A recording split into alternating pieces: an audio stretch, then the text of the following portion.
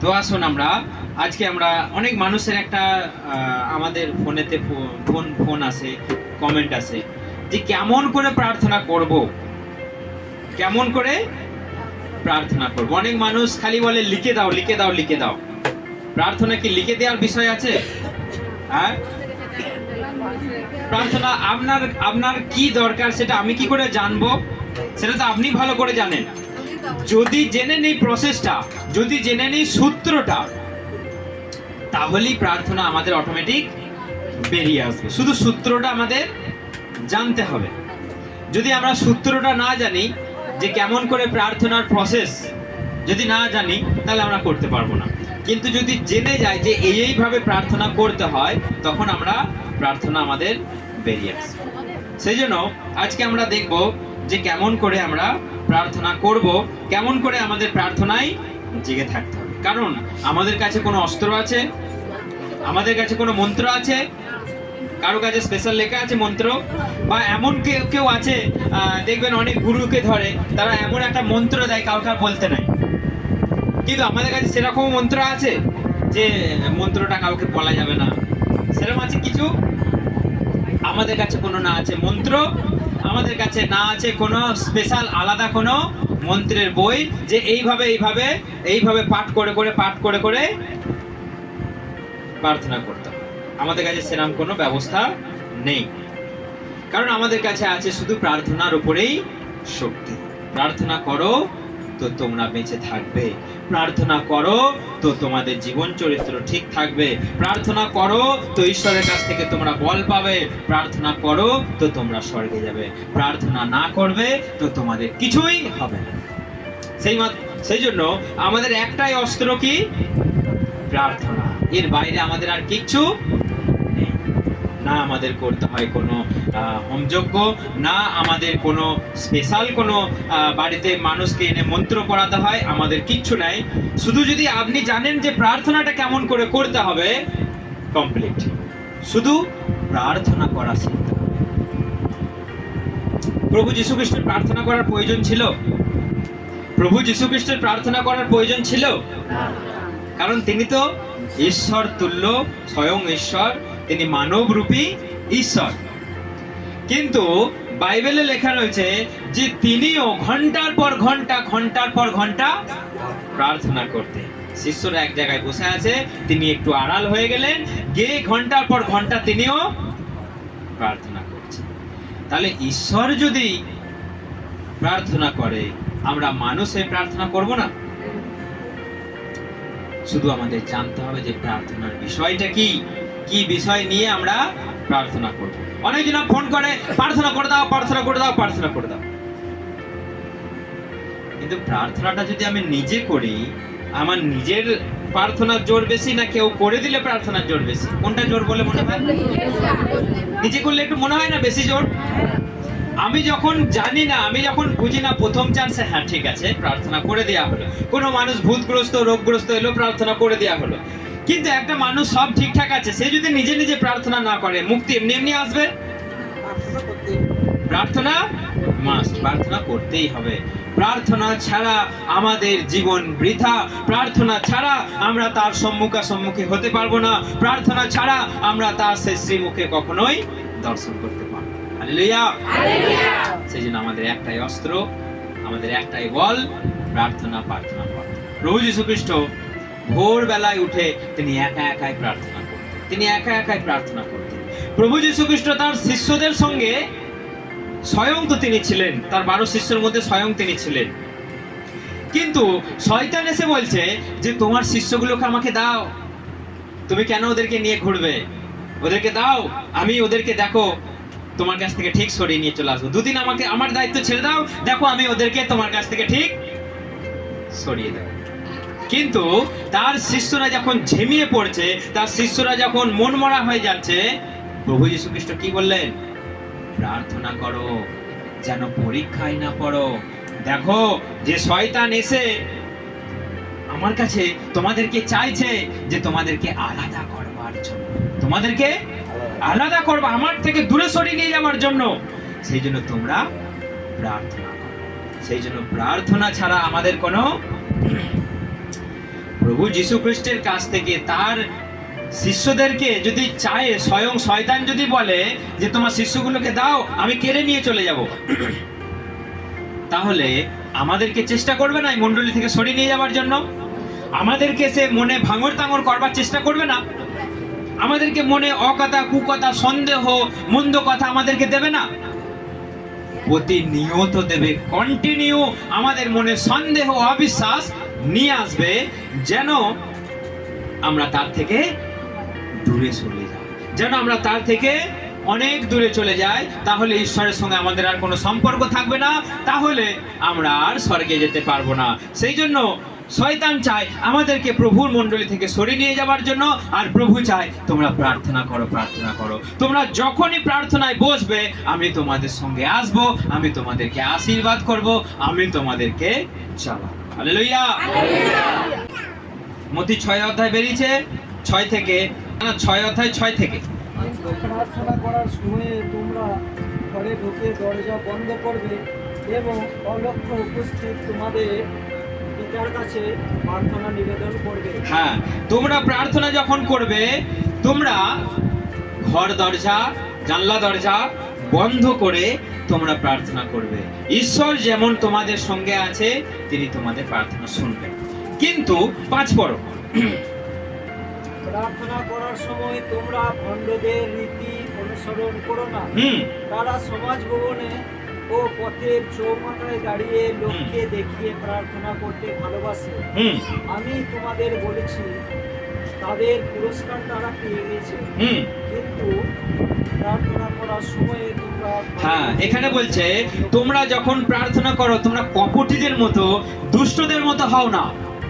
তারা আজে বাজে ইজিং বিজিং বলে এবং তারা লোক দেখানি প্রার্থনা করে।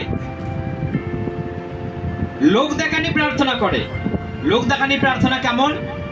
এখানে বলছে যে তারা চেঁচিয়ে চেঁচিয়ে পাড়ার মাঝখানে, মণ্ডলীতে এসে মাঝখানে দাঁড়িয়ে তারা চেঁচিয়ে চেঁচিয়ে প্রার্থনা করে। কেমন প্রার্থনা?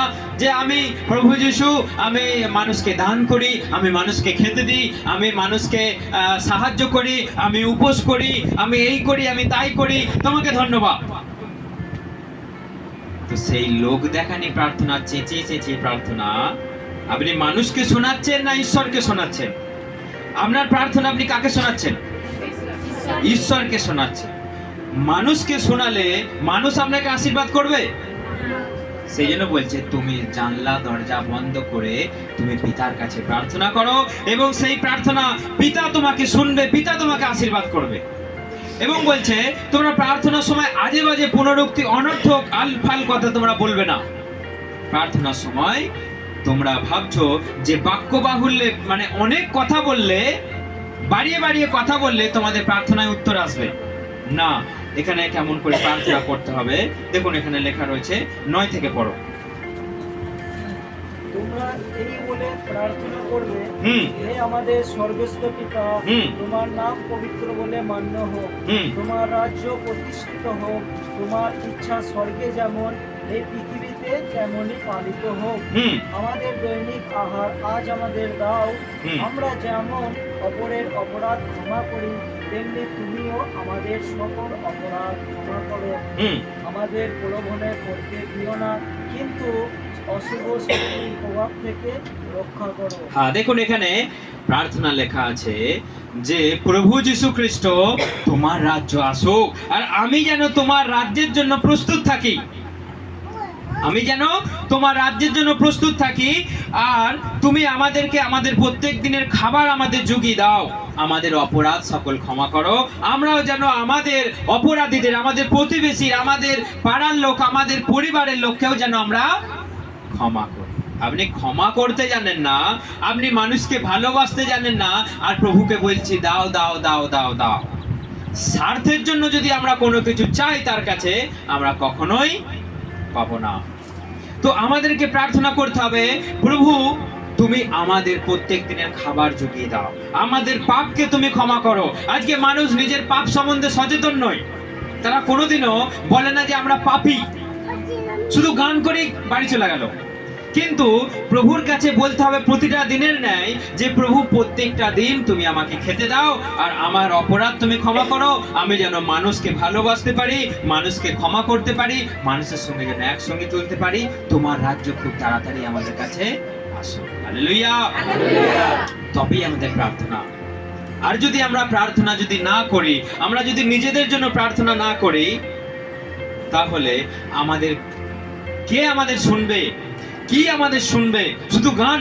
ঈশ্বর শুধু গান শুনতে আসে না, ঈশ্বরের কাছে আমাদের প্রার্থনা। সেই জন্য প্রভু যীশু খ্রিস্ট এখানে বলেছেন যে তোমরা প্রার্থনার সময় আজে বাজে কথা না বলে দু চার কথা বলে তোমরা প্রার্থনা করো, ঈশ্বর শুনবেন, ঈশ্বর তোমাদেরকে আশীর্বাদ করবে। সেই জন্য আমাদেরকে শিখতে হবে যে প্রার্থনা কেমন করে আমাদের করতে হবে। আপনার পরিবারের, আপনার বাড়িতে কি দরকার, আপনার কি হতে চলেছে, আপনি কি করতে যাচ্ছেন, সেই সব বিষয় নিয়ে তাকে বলুন। সেই সব বিষয় নিয়ে তার কাছে বলুন, প্রভু আমার এই দরকার, আমি এই করতে যাচ্ছি, আমার এই কাজ, আমার এই ব্যবসা, তুমি সমস্ত কিছুকে তুমি আমাদের আশীর্বাদ করো, তুমি আমাদের পরিচালনা করো, তোমার হাত, তোমার অনুগ্রহ আমাদের উপরে থাকুক। প্রার্থনা করা আমাদের প্রত্যেকটা দিন প্রয়োজন, কারণ এখানে লেখা রয়েছে যখন তোমরা প্রার্থনা করো, অর্থাৎ প্রত্যেকটা দিন আমাদের প্রার্থনা করা দরকার। যদি প্রভু যীশু খ্রিস্ট প্রার্থনা করে তাহলে আমাদের প্রার্থনা করা উচিত নয়?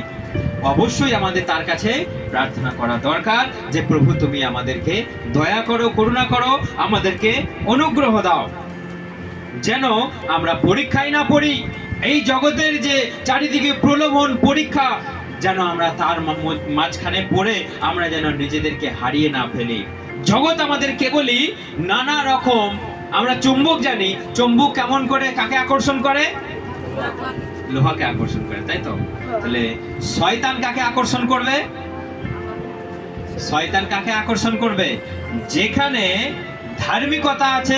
ফিলিপিও 4:6 কোনো বিষয়ে উদ্বিগ্ন হয়ো না, বরং সর্ব বিষয়ে ধন্যবাদ দাও, প্রার্থনা করো এবং বিনতভাবে তোমাদের মনোবাসনা ঈশ্বরের কাছে নিবেদন করো। হ্যাঁ, কোনো বিষয়ে তোমরা ভাবিত হও না, তোমরা চিন্তিত হও না, তোমরা সর্ব বিষয়ে প্রার্থনা করো, ধন্যবাদ সহকারে তার কাছে চাও, ধন্যবাদ দাও আর তার কাছে চাও, তোমাদের সবকিছু পাওয়া যায়। হালেলুয়া। কারণ ধন্যবাদ দিয়ে তারপর যদি আমরা না চাই, আমরা কিছু পাবো না। ঈশ্বরকে প্রথমে বলুন, ঈশ্বর তোমাকে ধন্যবাদ আজকে আমি বেঁচে আছি।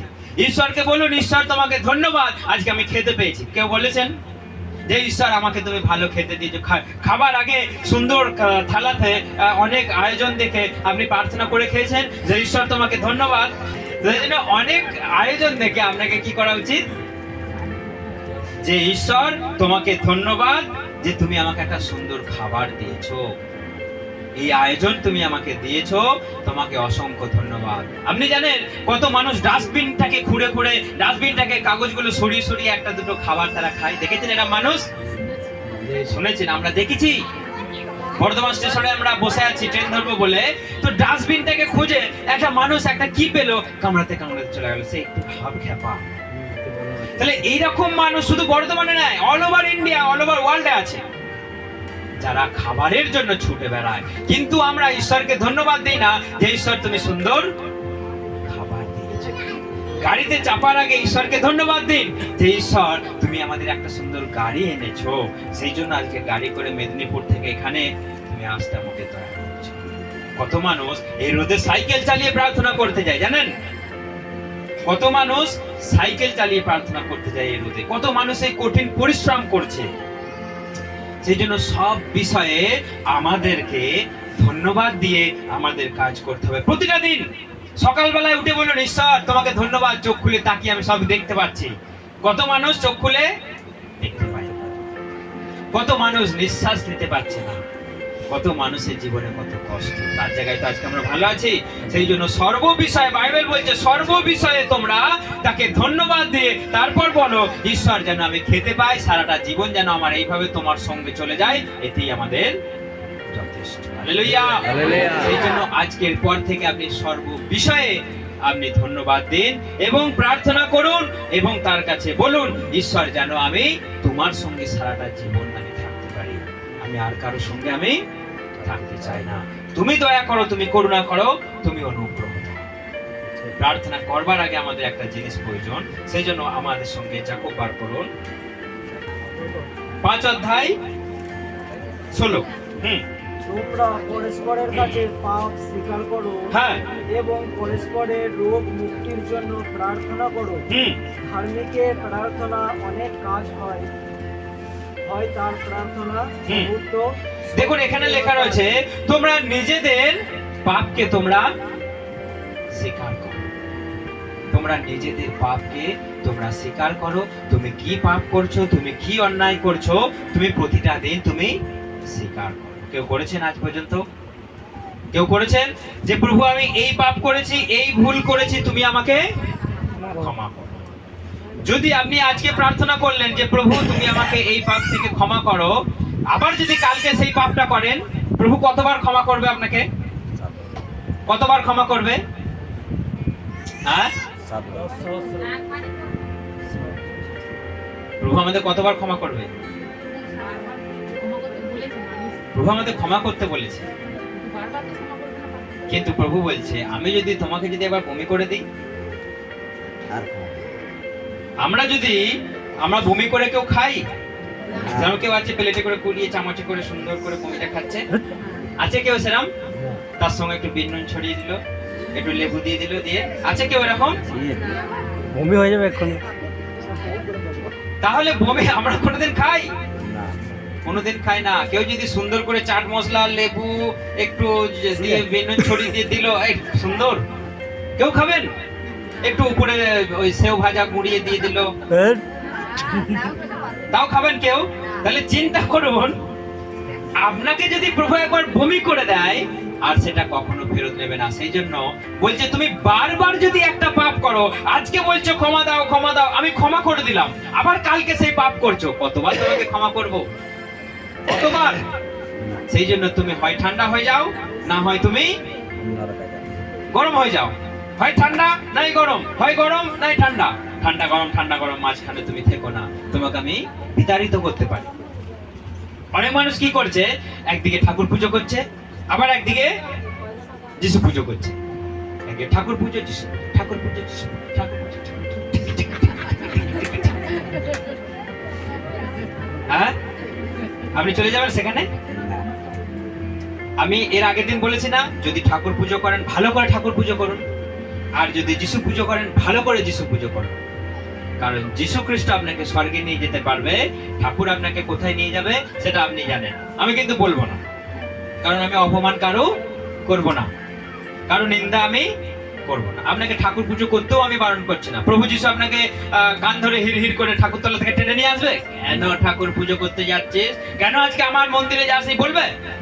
প্রভু আপনাকে বলে দিয়েছে কি করতে হবে না করতে হবে, বলে দিয়েছে। কিন্তু বলে দেওয়ার পরেও আপনাকে হির হির করে ঠাকুরতলা থেকে টেনে আনবে, তখন চাঞ্জাল খেলে করে সরাত করে টেনে নিচ্ছেন, বলে এই খান না এটা বলে। সেই জন্য প্রভু আপনাকে ছেড়ে দিয়েছে, আপনি যেটা খুশি করতে পারেন। আপনি প্রভু যিশু খ্রিস্টকে পুজো করলে, তাকে আরাধনা করলে, পুজো বলতে তাকে ধূপ ধুনো দেওয়া দরকার নাই, তাকে ফলমূল দেওয়া দরকার নাই, তার গায়ে জল ছড়ানোর কোনো দরকার নাই। পুজো বলতে তাকে আরাধনা করুন, তার কাছে প্রার্থনা করুন, আপনি জীবন পাবেন, মুক্তি পাবেন। আর ঠাকুর পুজো করলে আপনি কি পাবেন আমি পরে বলছি, একটু পরে আমি আসবো সেই অধ্যায়ে। সেই জন্য যেটা করবেন একটা করুন। যদি ঠাকুর পুজো করেন ঠাকুরকে ভালো করে পুজো করুন, যদি যিশু পুজো করেন ভালো করে করুন। একবার ঠাকুর একবার যিশু, একবার ঠাকুর করতে করতে করতে করতে বাস গায়া। সেই জন্য না শীতল না গরম, না ঠান্ডা না গরম হও না, তোমাকে বমি করে দেবো। যদি বমি করে দিই বা সেও ভাজা আর বিন নুন লেবু নুন লঙ্কা যাই আনো, আর সেটা মজাদার হবে না। মজাদার তুমি এখন আছো, এখন বিন নুন না দিলেও, লেবু না দিলেও, সেও ভাজা না দিলেও চলে যাবে, এখন তোমাকে নিয়ে যাবে। কিন্তু তখন চাট মশলা আমচুর পাউডার দিলেও তখন তোমাকে আর গ্রহণ করা যাবে না। সেই জন্য খুব সাবধান, সেই জন্য খুব সাবধান। হালেলুয়া। অনেক মানুষ ওই যিশু গুরুর মণ্ডলী থেকে সুস্থ হয় তো, হচ্ছে তো, হচ্ছে না হচ্ছে না, হচ্ছে তো। কত বড় বড় রোগ ভালো হয়ে যাচ্ছে। হ্যাঁ, সে আলুদুয়ার থেকে বলছে যে জল থেকে উঠেছে, সেখানে আবার বড় বড় রোগ ভালো হয়ে যাচ্ছে। কি মনে হয় সেখানে যিশু করছে? হ্যাঁ, কথা বলে না কেন? কথা কও না কেন? হ্যাঁ, কি মনে হয় সেখানে যিশু করছে? সঙ্গে বাইবেল বার করুন, যাত্রা পুস্তক সবাই বার করুন, যাত্রা পুস্তক 7 অধ্যায়। এই বাক্যটা পড়লে তখন আমরা বুঝতে পারবো যে কোথায় কি হচ্ছে, কার দ্বারা কি হচ্ছে। সবাই মন খুলে, কান খুলে, কানে যদি জাম থেকে একটু সেফটি পিন খুঁড়ে নিই, এই জন্য কথাটা অন্তত ঢুকে যায়। হ্যাঁ, যাত্রা পুস্তক 7 অধ্যায় বেরিয়েছে। যাত্রা পুস্তক 7 অধ্যায় 8 থেকে। যাত্রা পুস্তক 7 অধ্যায় 8 থেকে। পড়ো। সদাপ্রভু মোশে ও হারুনকে আরো বললেন, বরং যখন তোমাদের কোনো আশ্চর্য কাজ করে দেখাতে বলবে, তখন তুমি হারুনকে বলো, ফরনের সামনে তোমার লাঠিটা ফেলো, আর তাতে সেটা সাফ হয়ে যাবে। সদাপ্রভু তাদের যা বলেছিলেন, মোশে ও ফরনের কাছে গিয়ে ঠিক তাই করলেন। ফরন তার লাঠিটা ফরন ও কর্মচারীদের সামনে ফেললেন, আর সেটা সাফ হয়ে গেল। হারুন অর্থাৎ মোশির দাদা হারুন এবং মোশি তাদের লাঠিটা ফরনের সামনে ফেলে দিল, আর লাঠিটা অমনি সাফ হয়ে গেল। লাঠিটা কি হয়ে গেল? কে বলেছিল এটা করতে? সদাপ্রভু। তিনি বললেন, তুমি যখন রাজা ফরনের কাছে যাবে, যখন তারা কিছু চিহ্ন কার্য দেখতে চাইবে, বা তুমি এইটা করবে যে দেখো আমি ঈশ্বর থেকে এসেছি, তোমার বড় লাঠিটা রাজার সামনে ফেলে দেবে, সাফ হয়ে যাবে। ঈশ্বর বলছেন, ঢুকেছে কথাটা কানে? কে বলেছে? ঈশ্বর বলেছেন যে ফরনের সামনে লাঠিটাকে ফেলে দেবে, সাফ হয়ে যাবে। তারপর দেখুন কি লেখা রয়েছে 11। ফরন গুণিনদের এবং নেশার জিনিস কাজে লাগানো কুহকীদের অর্থাৎ তার জাদুকরদের ডেকে পাঠালেন। তারাও তাদের জাদু মন্ত্রের জোরে সেই একই কাজ করলো। তারা প্রত্যেকেই তাদের লাঠি মাটিতে ফেললো এবং সেগুলো সাফ হয়ে গেল। সেগুলো সাফ হয়ে গেল। কারা করলো সেটা? কারা করলো? সেই মন্ত্রবিদরা, তান্ত্রিকরা, জাদুবিদরা, মায়াবীরা। কে ডেকেছিল? ফরন ডেকেছিল।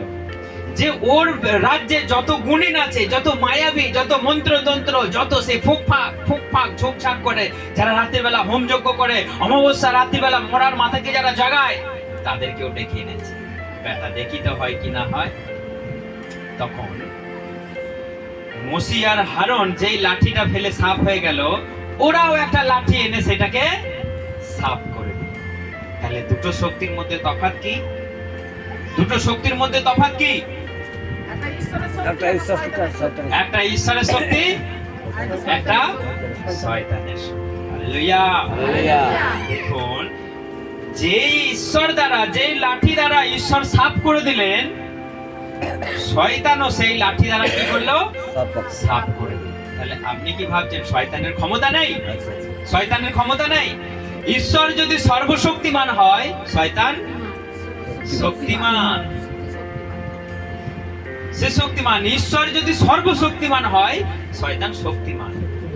তার কাছেও কিছু করার ক্ষমতা আছে। সেই জন্য তারপর লেখা রয়েছে, ফরনের হৃদয় আরো কঠিন হয়ে গেল, পাষাণ হয়ে গেল। সে ছাড়বো বলেও সে বলল, আর তোমাদেরকে ছাড়বো না। কয় ওরা তোমাদের ঈশ্বর? তাহলে আমাদেরও তো এই মানুষেরা এটা তো একটা কাজ করছে কিছু চমৎকার, তাহলে ওটা তোমাদের ঈশ্বর না? ওটা ঈশ্বর নয়। ওটা কে করছে? তোমাদেরও ভূতে করছে। আমাদের যেমন মন্ত্রবিদরা করছে, তান্ত্রিকরা করছে, গুণিনরা করছে, তাহলে তোমাদেরও কে করছে? ওটা ঈশ্বর করছে? আমি মানি না, আমি বিশ্বাস করি না। সেই জন্য আজকে যারা যিশুর নামে আবুল তাবুল প্রার্থনা করছে, চুংচাং পুং পাং ফু করছে যারা, আপনি কি মনে করছেন সেখানে যিশু সুস্থ করছে? হ্যাঁ, যিশু সুস্থ করছে? এই বাক্যটাকে বুঝে নিন, শয়তানও কিছু করতে পারে। সেখানে কার লোক ছিল? ঈশ্বরের লোক ছিল। ঈশ্বরের লোকের সামনে শয়তান এসে কি করলো? তান্ত্রিকরা কি করলো? সেই একই কাজ করে দিল। তাহলে যিশুর নামে আজকে মানুষকে ঠকানো যাবে না। যিশুর নামে আজকে মানুষকে ঠকানো যাবে না? অবশ্যই ঠকানো যাবে। সেই জন্য যে আজকে যেখানে ভবনের প্রার্থনাগুলোতে মানুষ সুস্থ হয়ে যাচ্ছে বলে আপনি মনে করবেন না যীশু খ্রিস্ট সেখানে স্বয়ং দাঁড়িয়ে আছে, যীশু খ্রিস্ট সেখানে মানুষের জীবনে কিছু আশ্চর্য কাজ করছে, আপনি ভাববেন না। কারণ শয়তানও যীশু খ্রিস্টের নাম নিয়ে মানুষকে ঠকাতে পারে, মানুষকে ভুলাতে পারে, যাতে আমি এদেরকে সুস্থ করে দিলাম আর এরা মনে করলো যে বাহ, এখানে যিশু গুরু আছে, যিশু গুরু। কেউ কেউ আবার বলছে দাদা, যিশু গুরু বলে হচ্ছে না, কেউ কেউ আবার বলছে দাদা। জানেন না এটা? হ্যাঁ, বলে আমরা ঈশ্বরের কি সন্তান, যিশু খ্রিস্ট ঈশ্বরের সন্তান। তাহলে ও সন্তান, আমরাও সন্তান, তো ভাই ভাই। তাহলে যিশু খ্রিস্ট কি আমাদের পর্দা, যিশু খ্রিস্ট কি আমাদের পর্দা। তাহলে পর্দা বললে কেমন লাগবে? পর্দা, পর্দা তুমি দাও, পর্দা তুমি দাও, কেমন লাগছে এটা? যদি বলি প্রভু যিশু তুমি আমাদের দাও, কেমন লাগছে এটা? সেই জন্য যারা আজকে বলছে বড়দা, দাদা, কেউ বলছে গুরু, কেউ বলছে কাকু, কেউ বলছে জেঠু, আপনি জানেন তাদের মধ্যে কি আছে? তাদের মধ্যে কি ঈশ্বরের আত্মা বাস করছে? দেখুন, ঈশ্বরের আত্মা ছাড়া কেউ প্রভুকে, যিশুকে প্রভু বলতে পারে না। এটা আমার কথা নয়। দেখুন, বাইবেলই বলছে, আমার সঙ্গে বাইবেল বার করুন, 1 করিন্থীয় 12 অধ্যায়। আপনি চলে আসুন একদম নতুন নিয়মের 1 করিন্থীয়, রোমিওর পরই আছে 1 করিন্থীয়। 1 করিন্থীয় 12 অধ্যায় 3 পড়ুন কেউ একজন।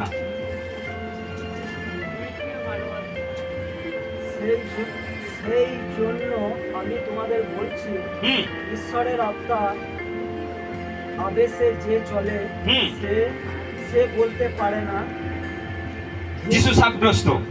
ঠিক যিশু এবং পবিত্র আত্মার প্রভাব ছাড়া কেউ বলতে পারে না যিশুই প্রভু। দেখুন এখানে কি লেখা রয়েছে? পবিত্র আত্মা ছাড়া কেউ যিশুকে প্রভু বলতে পারে না। দেখুন কত সুন্দর। আপনার কাছে পবিত্র আত্মা নেই, আপনি যিশুকে বলবেন গুরু, দাদু, দাদা, কাকা, যা খুশি আজকে মানুষ বলে বেড়াচ্ছে, যে যেমন খুশি যিশুকে ডাকছে, কিন্তু পবিত্র আত্মা না এলে প্রভু বলতে পারেন না। দেখুন যত তার শিষ্যরা আছে তাকে বলেছে গুরু আছে। কারা কারা যিশুকে গুরু বলেছে? একদিন রাস্তা দিয়ে একটা ধনবান লোক যাচ্ছে, দিয়ে বলছে গুরু, অনন্ত জীবন পেতে গেলে কি করতে হবে? কিন্তু তার শিষ্যরা তাকে গুরু বলে খুব কমই ডেকেছে, তাকে প্রভু বলে ডাকে। সেই জন্য প্রভু বললে তার মধ্যে একটা শক্তি, একটা সামর্থ্য, একটা শ্রদ্ধা, একটা ভক্তি বাড়ে। কিন্তু দাদা বললে ভক্তি বাড়ে, গুরু বললে ভক্তি বাড়ে। সেই জন্য প্রভুকে, যিশুকে আজ থেকে সবাই প্রভু বলা শিখুন, প্রভু বলা প্র্যাকটিস করুন, তাতে করে আপনার ভক্তি, আপনার তার সঙ্গে যোগাযোগ বৃদ্ধি পাবে, নচেত আপনি পারবেন। Hallelujah, hallelujah. সেই জন্য আমাদেরকে চেষ্টা করতে হবে যে পবিত্র আত্মায় আমাদের প্রার্থনা করতে হবে। আর যদি আমরা সেই রকম প্রার্থনা যদি না করি, আমাদের কোনো লাভ হবে না। একজনা ফোন করেছে আমাকে, বলছে আমাকে জল ছড়িয়ে দিয়েছে উপরে দিয়ে, বাপ্তিস্ম দিয়ে দিয়েছে। প্রভু যীশু খ্রিস্ট আমাদের কি বলেছে? যে তোমরা জলে ডুবো, দিয়ে তোমরা সমাধিস্থ লাভ করো, নতুন জীবন তুমি লাভ করবে। তুমি যখন জল থেকে উঠে আসবে, তুমি নতুন জীবন লাভ করবে। কিন্তু জল ছড়িয়ে দিলে এটার সঙ্গে কোনো কানেকশন আসছে? জল ছড়িয়ে দিলে, আজকে একটা সংস্থা আছে যীশু খ্রিস্টকে তারা এইভাবে মানে, তারা জল ছড়িয়ে মানুষকে বাপ্তিস্ম দিয়ে দিচ্ছে। কিন্তু আমরা জল ছড়িয়েছি কাউকে? আমরা জলে ঠেলে ডুবিয়ে দিলাম, যা মাথাটা ধরে ডুবিয়ে দিলাম। যদি আমরা জলে যদি না ডুবি, তাহলে আমাদের পাপের দেহটা সমাধিস্থ হচ্ছে না। সমাধি মানে কি? সমাধি মানে না, সমাধি মানে কি? তাকে মাটির ভেতরে গর্ত করে চাপা দিয়ে দিলাম। তাহলে বাপ্তিস্ম মানে কি? সমাধি, সলিল সমাধি, জলে সমাধি। বাপ্তিস্ম মানে হচ্ছে জলে নিমজ্জিত, জলে ডুবানো। বাপ্তিস্ম কথার অর্থ হচ্ছে ডুবানো। তাহলে আমি যদি ডুবিয়ে যদি না তুলি, তাহলে এটা বাপ্তিস্ম কমপ্লিট হলো? প্রভু যীশু খ্রিস্টের মাথায় যখন জল ছুড়ে দিয়েছিল, কি করেছিল? প্রভু যীশু খ্রিস্টকে জলে ডুবেছিল, যখন জল থেকে ডুবে এলো কি দেখেছিল? যে পবিত্র আত্মা তার উপরে। যিশুর উপর পবিত্র আত্মার দরকার ছিল, সে তো স্বয়ং ঈশ্বর। সে তো স্বয়ং ঈশ্বর।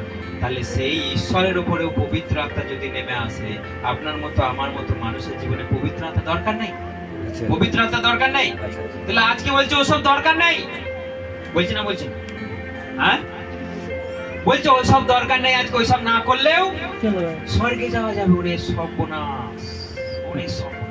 মানুষকে কোথায় মেরে দিচ্ছে দেখুন। সব বলছে যিশু গুরু নাম করো, দুঃখ অলরাইট, মানুষগুলোকে শেষ করে দিচ্ছে। মানুষগুলোকে স্বর্গের দরজা থেকে ঘুরিয়ে নিয়ে চলে আসছে। স্বর্গের দরজাটাকে দেখিয়ে দিচ্ছে, সেখান থেকে ঘুরিয়ে নিয়ে চলে আসছে। আমি একটা সাক্ষ্য বারবার বলি না, যে শেষ মুহূর্তে শয়তান কি করবে? তাকে স্বর্গের দরজার কাছে নিয়ে যাবে, স্বর্গ দরজাটাকে দেখাবে যে দেখ তুই ওখানে যেতে পারতিস, কিন্তু আমি তোকে যেতে দিইনি। স্বর্গের দরজা থেকে ঘুরিয়ে নিয়ে এসে তাকে টান মেরে নরকে ফেলে দেবে। তখন তার মানসিক যন্ত্রণা কত হবে? আজকে আপনি ভাবছেন ঠিক আছে আমি ভালো আছি, স্বর্গে যাব, স্বর্গে যাব, স্বর্গে যাব, কিন্তু স্বর্গের দরজা থেকে যদি আপনাকে টেনে নিয়ে এসে নরকে ফেলে দেওয়া হয়, আপনার ভালো লাগবে? ভালো লাগবে? আপনার নতুন গাড়িটা কিনলেন, সঙ্গে সঙ্গে পরে যদি কোথাও দাগ হয়ে যায়, খুব মজা লাগে আপনার? তাহলে আপনি চিন্তা করুন, আপনি স্বর্গে যেতে পারতেন, কিন্তু আপনার পাপ, আপনার কুশিক্ষা, আপনার অশিক্ষা, আপনার ফালতু শিক্ষা আপনাকে স্বর্গ থেকে টেনে ছিনিয়ে এনে নরকে ফেলে দিল। তখন আপনার মানসিক যন্ত্রণা আর শারীরিক যন্ত্রণা, তখন আপনি ছটফট করবেন, আপনি বুঝতে পারবেন না কি হলো তখন। সেই জন্য যে তারা আজকে ভুলভাল শিক্ষা দিয়ে আজকে আমাদের সেখান থেকে টেনে নিয়ে চলে আসছে, আজকে আমাদেরকে ভুল বোঝাচ্ছে।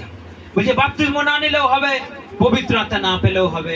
একজনে বলছে যে বাপ্তিস্ম নিয়ে যদি পাপ করি তাহলে তো আমি স্বর্গে যেতে পারবো না, তাহলে আমাদের নিয়ে কি লাভ?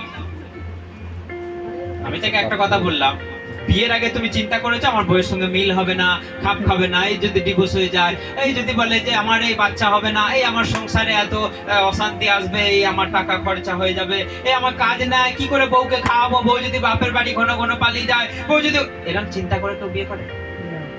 হ্যাঁ, হ্যালো, শোনা যাচ্ছে না কথা? এরকম চিন্তা করে তারপর বিয়ে করতে যায়? হ্যাঁ, সেরকম করেছিলি? আগে বিয়েটা তো কর, পরে যা হবে হবে। তাহলে বলছে যে বাপ্তিস্ম নিয়ে যদি পরে পাপ করি তাহলে তো স্বর্গে যেতে পারবো না, এটা কোনো কথা? আগে বাপ্তিস্ম তো নাও, পরে যা হবে হবে। আগে বিয়ে করো, পরে দেখা যাবে বউ থাকবে কি থাকবে না, বউ ভাত খাবে কি খাবে না সেটা পরের কথা। তোমার ভাত যদি মোটা চালের হয় খাবে? হ্যাঁ, বলা যায়। সেই জন্য আপনি কবেকার চিন্তা করছেন? 20 বছর পরে চিন্তা করছেন, আজকে বসে সেই 20 বছরের চিন্তা করছেন, এটা কোনো কথা? বাপ্তিস্ম নেওয়া আমাদের জরুরি। যদি প্রভু যিশু স্বয়ং নেয় তাহলে আমরা নেব না? তিনি বলছেন, তিনি আদেশ দিচ্ছেন, এক জায়গায় দু জায়গায় লেখা নাই, বাইবেলের অধিকাংশ জায়গায় লেখা রয়েছে। প্রভু মথি 28 অধ্যায়ে বলছে তোমরা সব জায়গায় যাও, পৃথিবীর কোণে কোণে যাও, তাদেরকে শিক্ষা দাও, তাদেরকে পিতা পুত্র পবিত্র আত্মার নামে বাপ্তিস্ম দাও, আর দেখো আমি তোমাদের সঙ্গে সঙ্গে প্রতিটা দিন। Hallelujah, hallelujah. তাহলে প্রভু বলতো যে তোমরা বাপ্তিস্ম দাও, তাদেরকে নেওয়ার কোনো দরকার ছিল আমাদের? বলছে ওটা দরকার নেই, না নিলেও হয়ে যাবে। কি ভয়ঙ্কর! বলছে তুমি ওঠো, দুজন ওঠো, এখান থেকে দুজন ওঠো, তোমরা ভবিষ্যৎবাণী বলো, তোমরা প্রার্থনা করো, আর তোমরা অন্য ভাষা বলো। কুকুরটা কয় রে? ভবিষ্যৎবাণী কি এটা পাপের সম্পত্তি? ভবিষ্যৎবাণী এটা পাপের সম্পত্তি? পবিত্র আত্মা ভাষা বলা এটা তোমার কি, এটা কি ওইখানে পড়ে আছে, রাস্তায় পড়ে আছে, পুরি নিয়ে চলে এলো, এই রিং চিং চিং চিং প, রিক্সাওয়ালা ক, এটা পবিত্র ভাষা? হ্যাঁ,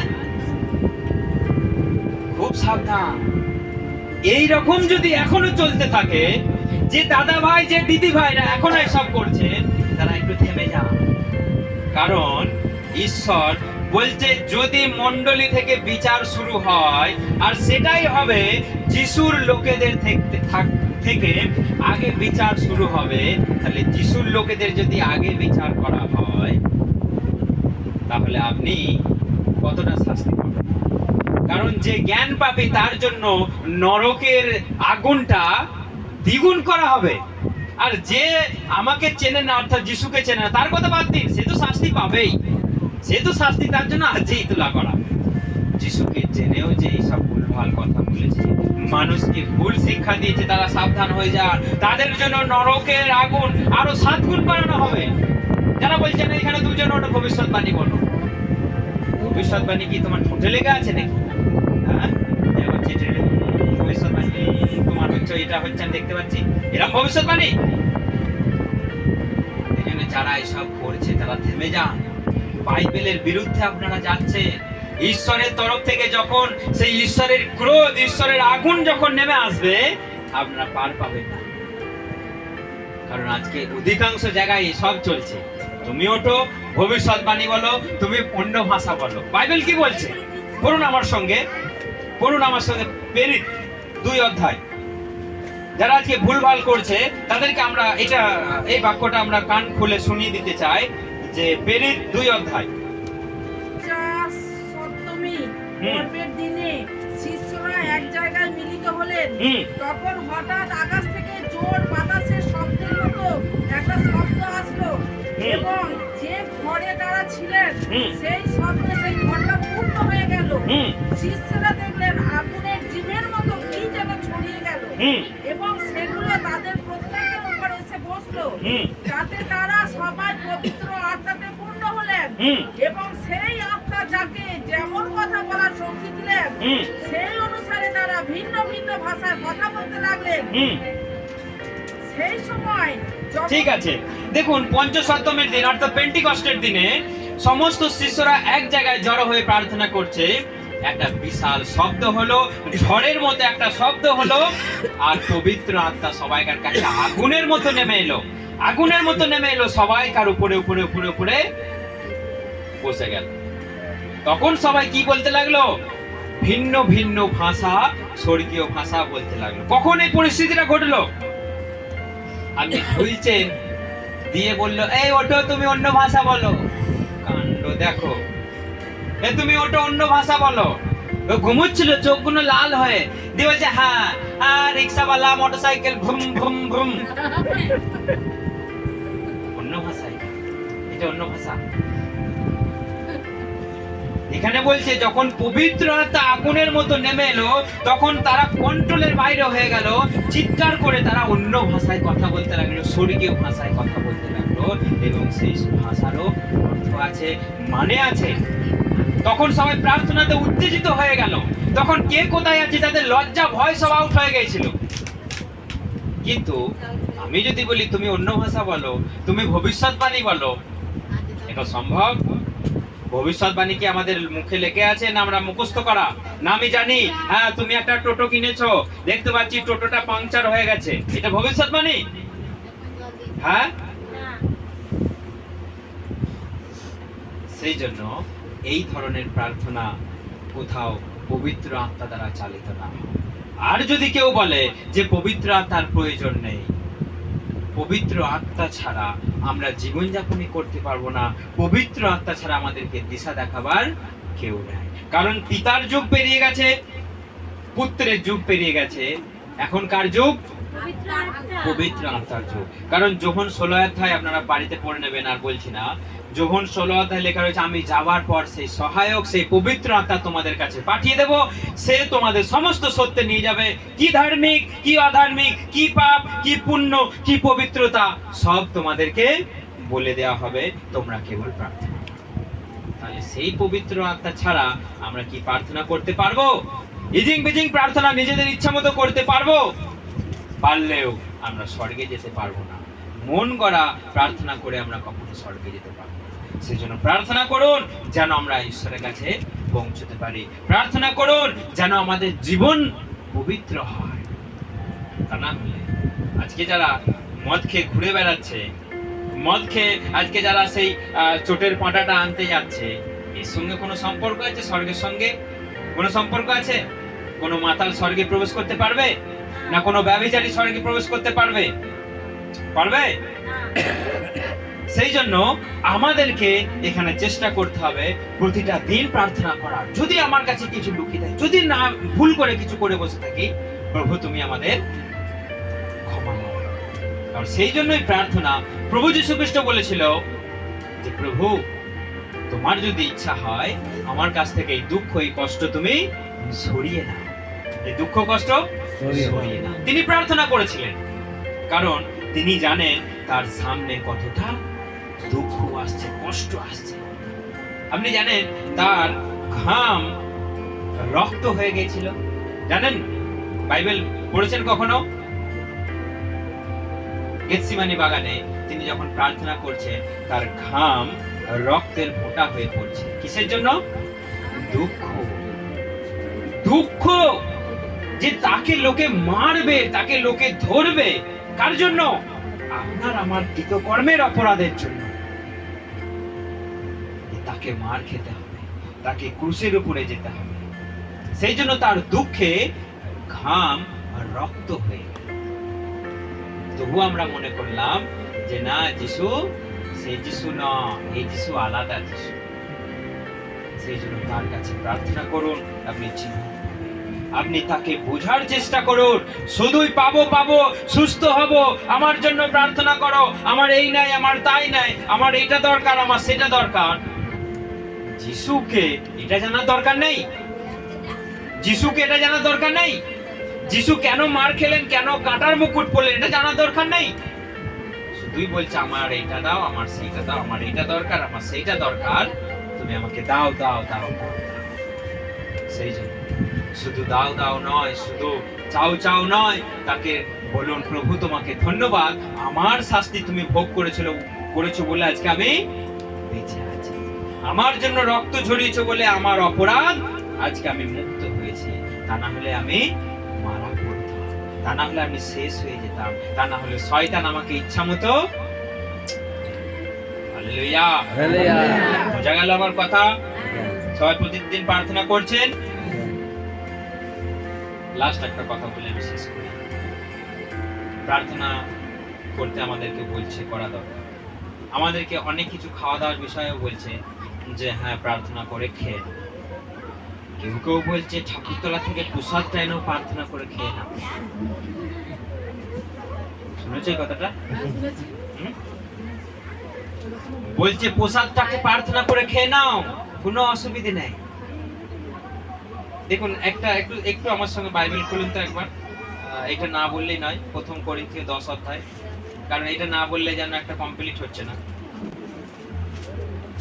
1 করিন্থীয় 10 অধ্যায় 28 পড়ো, 28।